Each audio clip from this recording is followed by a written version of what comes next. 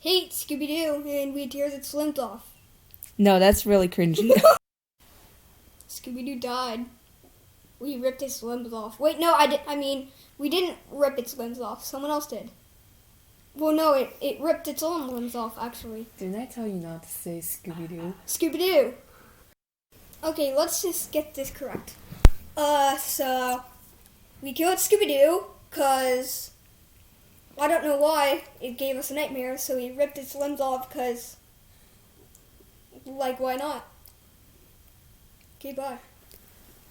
You literally ran down here and just started screaming you hated it.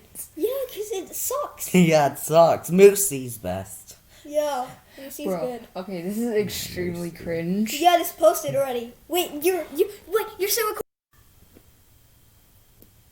You all suck, you know that? Wait, what? What?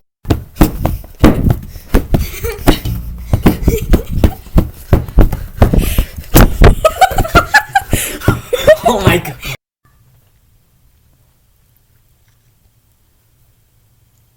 Where do we put the dead body?